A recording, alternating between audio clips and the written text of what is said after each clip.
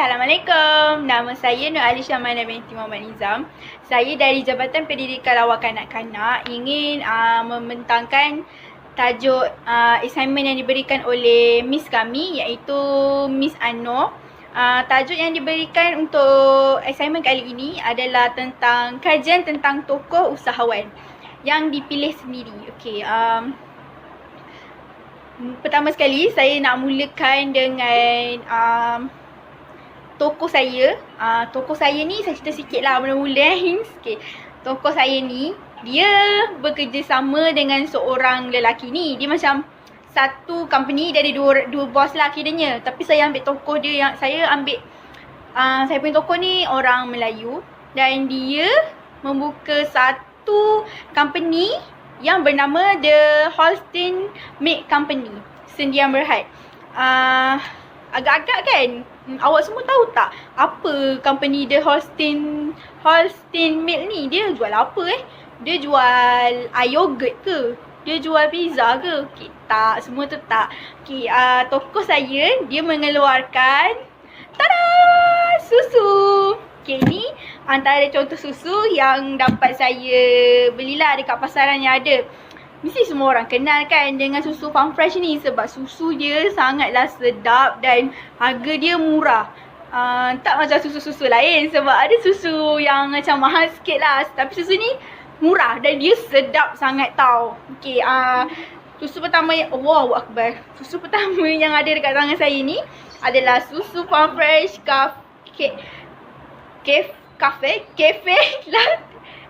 kopi latte.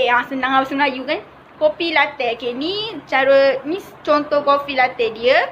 Harga dia dalam RM2 lebih, RM2 something lah, saya tak ingat RM2 berapa, tapi bawah RM2.50 je.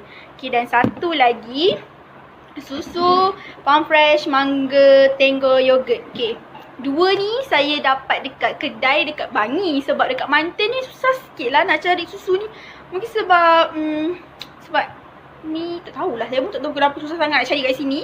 Tapi alhamdulillah saya dapat dua susu ni yang nak share dekat anda semua tentang tentang toko saya, macam mana dia boleh buka kilang, macam mana dia boleh buka syarikat susu ni, macam mana dia dapat idea nak keluarkan susu fresh ni, kenapa dia tak jual susu tepung je kan. Okay, kita akan bincangkan dengan lagi detail selepas ni. Okay, stay tune. Pada paparan yang seterusnya, saya ingin menunjukkan gambar Azmi Zainal dan gambar Loy Tuan E. Okey, yang sebelah kanan ini adalah Azmi Zainal, iaitu Ketua Pengarah Operasi, dan di sebelah kiri ini pula adalah Tuan Loy E yang merupakan Pengarah Operasi. Mereka berdua ini adalah pemilik The Holstein Milk Company. Okay, bismillahirrahmanirrahim.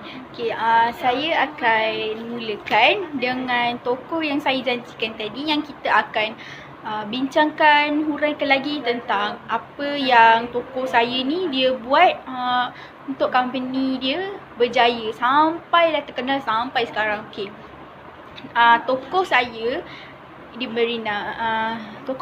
bernama Azmi Zainal, iaitu Ketua Pengarah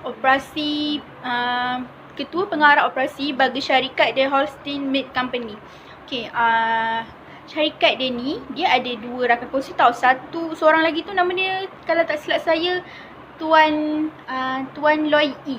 Yelah, Tuan Loy E. Okay, diorang ni macam rakan kongsi lah yang buka bisnes ni. Tapi sebenarnya Azmi ni dia bukannya owner tu betul-betul tau. Dia kira macam ni. Okay, mula-mula Loy Tuan E ni dia ni minat bidang pertanian. Dia macam dia nak buka satu bisnes yang nak keluarkan susu sebab dia rasa macam Malaysia ni kan susu banyak tau, tapi banyak susu tepung. Jadi dia macam fikir macam, aku rasa aku nak jual susu lah, tapi susu apa aku nak buat. So macam dia fikir.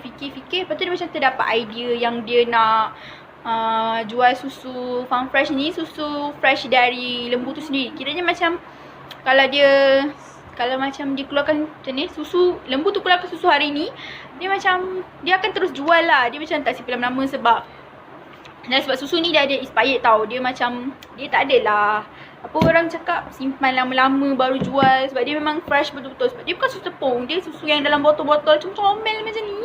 Susu dia. Pada paparan kali ini, saya ingin membincangkan tentang pada permulaan company The Holstein Milk. Seperti mana yang kita tahu belakang kita ni ada beberapa ekor kerbau, di mana kita boleh jadikan sebagai contoh pada permulaan Azmi Zainal membuat perniagaan, di mana di situ dia hanya mempunyai 60 ekor kerbau, 60 ekor lembu sahaja yang diimport dari Australia dari Perbasa Holstein. So bila dia dah import lembu tu dari Australia, dia macam dia buatlah susu sendiri kan. Macam dia buat, lepas dia kaji rasa dia semua, dia rasa macam susu dia macam something wrong lah. Macam tak sedap. Dia macam, sekejap nak sendawa. Lah okay, dia macam sorry. Dia macam rasa macam susu aku ni macam kurang sesuatu lah. Macam teruk lah rasa dia kan. Bagi dia lah, dia rasa macam tak selesa, macam kurang something kan. Kita pun tak tahu.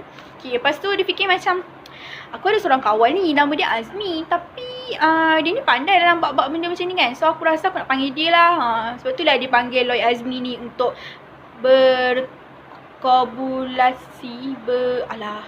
bersama-sama untuk buat bisnes ni. So dia panggil apa semua, dia nak buat sama-sama kan.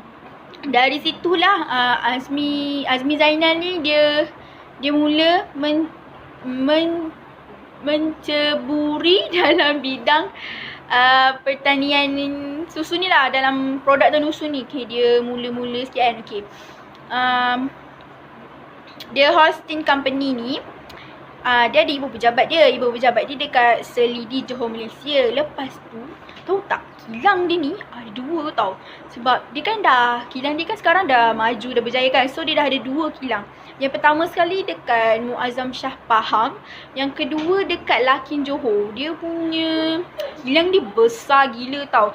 Macam kapasiti, diorang punya anggaran kapasiti ladang dia lebih kurang 12, kapasiti dia luas. Lepas tu macam lebih kurang 12 juta seliter dalam setahun. Dan anggaran 1 juta liter dalam sebulan. Korang bayangkan lah. Awak semua bayangkan betapa luasnya dia punya kilang dan berapa banyak dia boleh keluarkan produk susu dia kan. Banyak gila kan, banyak kan. Masa Azmi Zainal ni mula-mula nak buka dia punya, masa mula-mula dia nak majukan dia punya susu ni kan, dia pernah lah keluarkan produk susu ni kan dekat kilang. Lepas tu dia nak hantar dia punya stok susu ni pergi dekat macam keluar negara dah. Kalau macam susu dia kan kat Johor kan, macam dia nak bawa ke Melaka ke Selangor ke kan, macam nak import susu dia tu, dia nak guna lori. Lepas tu orang lori tu kutuk dia tau. Kira macam siapa yang tak hancur hati kan, kalau kita bukan minta tolong kot, kita bayar kan. Orang lori tu boleh kutuk dia, macam cakap macam ni, kalau setakat hantar stok sikit tu saya tak ambil. Kira macam kecewa lah hati Azmi ni. Sebab macam dia nak luaskan produk susu dia. Dia tak nak lah orang Johor je rasa kan. Dia mestilah nak juga lagi orang Melaka rasa, orang Negeri Sembilan rasa, orang Selangor rasa dia punya susu ni. Tapi macam orang yang dia nak upah, yang bawa lori tu macam cakap macam tu lah. Macam saya tak ambil lah stok yang sikit-sikit ni lah. Mula-mula nak buka bisnes kan, takkan nak jual banyak-banyak, mesti jual sikit-sikit kan.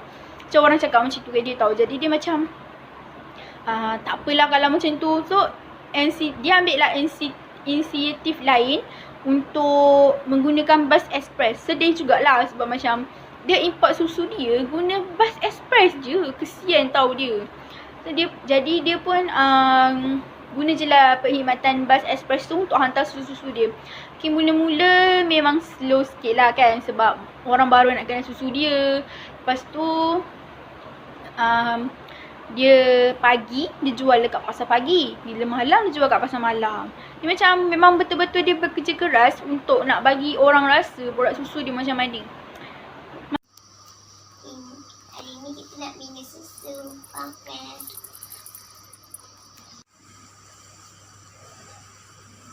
Sedap tak adik? Sedap. Sedap tak kakak?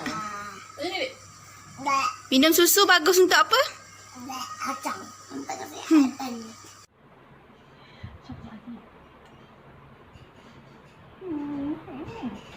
Hai Awak. Oh, hai Ansha. Minum apa tu? Okay, aku sekarang tengah minum yogurt daripada Farm Fresh, Mango Tango. Susu ni sedap, sesuai untuk tengah diet. Macam aku tengah diet sekarang sebab dia low fat. Rasa dia, sekejap aku rasa rasa dia sedap. Ada masam-masam, lemak-lemak sikit. Sedap lah kalau nak, contoh nak breakfast ke untuk orang yang tengah jaga badan, boleh lah minum ni. Minumlah. Okey, pada paparan yang seterusnya, saya akan mengetengahkan tentang kesimpulan dari apa yang saya dapat berdasarkan kajian tentang tokoh saya. Okey, yang pertama, seorang usahawan itu perlulah cekal hati, berfikiran terbuka dan tidak pernah mengalah. Seperti Azmi Zainal yang dia sentiasa berhati cekal, berfikiran terbuka dan tidak pernah mengalah. Jadi di situ kita boleh menjadikan Azmi Zainal sebagai inspirasi untuk kita berjaya pada masa akan datang. Yang kedua, tidak cepat berputus asa dan tidak sia-siakan peluang yang ada. Okey, sebagai contoh, Azmi Zainal ni macam yang kita semua tahu, Azmi Zainal ni kan sebelum dia ceburkan diri dalam bidang perniagaan ni kan kawan dia yang masukkan dia dalam perniagaan situ. Jadi kat situ kita boleh nampak yang Azmi ni seorang yang dia tak sia-siakan peluang yang ada depan mata dia.